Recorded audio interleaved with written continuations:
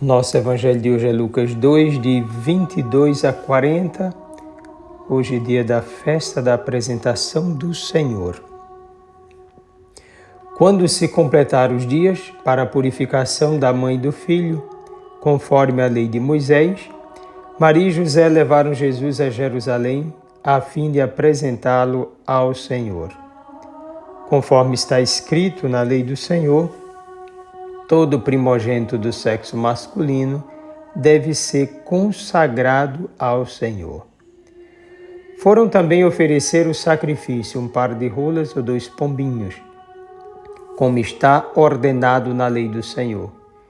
Em Jerusalém havia um homem chamado Simeão, o qual era justo e piedoso e esperava a consolação do povo de Israel.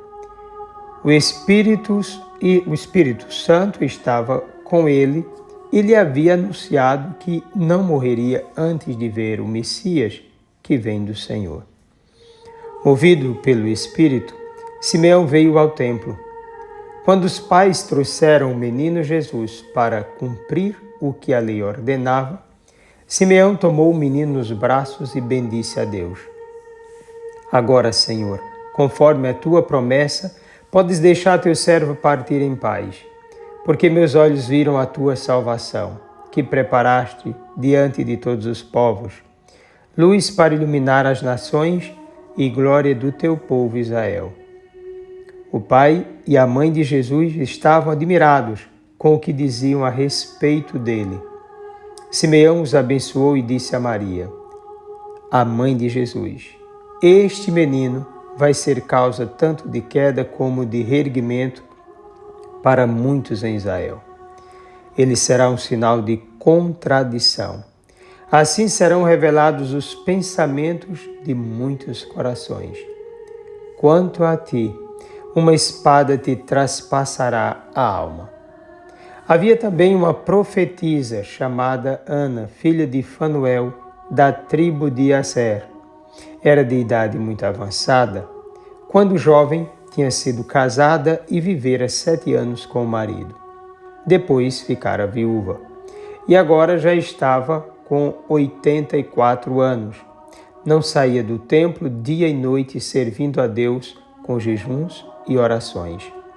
Ana chegou nesse momento e pôs-se a louvar a Deus e a falar do menino a todos os que esperavam a libertação de Jerusalém. Depois de cumprirem tudo, conforme a lei do Senhor, voltaram a Galileia, para Nazaré, sua cidade. O menino crescia e tornava-se forte, cheio de sabedoria, e a graça de Deus estava com ele. Palavra da salvação. Maria e José, quanto ao nascimento do menino, realizaram a lei imperial. Agora cumprem a lei de Israel.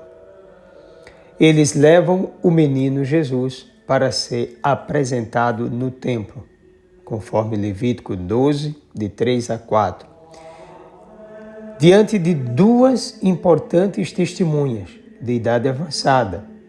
Segundo o comentário bíblico da Ordem de São Bento, Lucas juntou 2 cerimônias independentes, a da purificação da mãe e aquela do resgate do primogênito. O menino não foi resgatado como previa a lei de Êxodo 13, 13b, pois se trata daquele que veio para resgatar e permanecer todo de Deus. Quanto ao templo, para Lucas, simboliza a continuidade entre o judaísmo e o cristianismo. Além disso, o primeiro anúncio do ato definitivo de salvação aconteceu no templo, Lucas 1:11. Jesus ensina no templo, Lucas 19:47, e os discípulos continuam a cultuar no templo até muito tempo depois da era cristã, Lucas 24:53, Atos 3:1. A fé precisa de um lugar referencial, um ponto determinante e de encontro para manifestação da vontade de Deus. Tal lugar só tem sentido enquanto exprimir a presença de Deus e a acolhida dos que lhe pertencem. No tocante às testemunhas, a primeira é Simeão, que esperava ansiosamente a chegada do Messias. A segunda é Ana, profetisa, que vê o menino, glorifica a Deus e anuncia o Salvador. Em Simeão e Ana, além de testemunhas, Lucas vê o sinal do Antigo Testamento, do tempo da promessa e da espera. A idade avançada de ambos indica o longo tempo em que a humanidade ansiava pelo Salvador, pelo verdadeiro libertador. Indica concretamente a realização do sonho messiânico de Israel, de certo modo, contrariando o modo de pensar daquele povo, uma vez que aquele que liberta o povo, aqui trazendo a imagem de Moisés, o libertador do Antigo Testamento, agora é Cristo, o libertador e salvador. O Messias encontra-se ali como menino, uma criança frágil, sem riquezas e sem um sobrenome poderoso, nem em Israel, nem na humanidade de modo geral. Ana, com 84 anos, isso voltando um pouco para ela, sendo viúva, passava todo o seu tempo no templo, servindo ao Senhor. Sua vida era intensa em oração, jejuns e doação do seu tempo à vontade de Deus. Ela vivia como uma discípula naquilo que seu tempo permitia. Era de fé, coragem e disponibilidade. Deus concede a ela a graça de contemplar seu filho e a inspiração necessária para proclamá-lo. Ana enxerga o que outros judeus não puderam ver. Ela vivia o essencial, mas muitos do seu tempo viviam o que sua carne ansiava.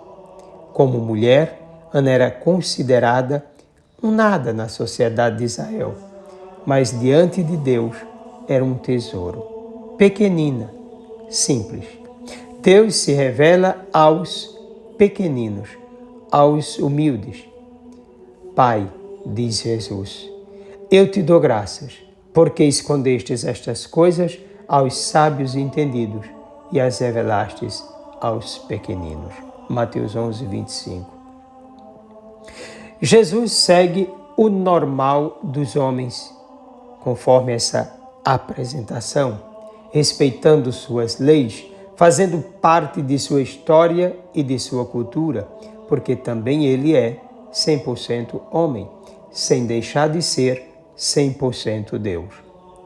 Na sua humanidade, cresce, desenvolve-se no físico e na inteligência, na sabedoria e na graça. Ele não brincou de ser homem, não assumiu a humanidade como uma casca, como um caixote, como um meio por onde passa o Verbo. A humanidade foi verdadeiramente assumida. O Verbo se tornou um de nós. Aquele menino é a pessoa divina do Verbo na sua nova condição. É humano como os humanos, para salvar a todos. Quis para si uma família preparada na fé, no amor e na esperança. Uma família marcada pela doação de si, uma vida de serviço e de total desapego e disponibilidade.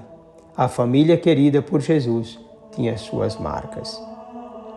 Pois bem, voltando a Ana e Simão, certamente não tinham condições de compreender tal mistério, mas foram capazes de entender que Deus, por meio daquele menino, estava visitando o seu povo. Estava cumprindo sua promessa messiânica, estava libertando a humanidade. Enquanto Isabel e Zacarias sinalizavam para o Antigo Testamento, Ana e Simeão sinalizam para a ansiosa promessa da chegada do Messias.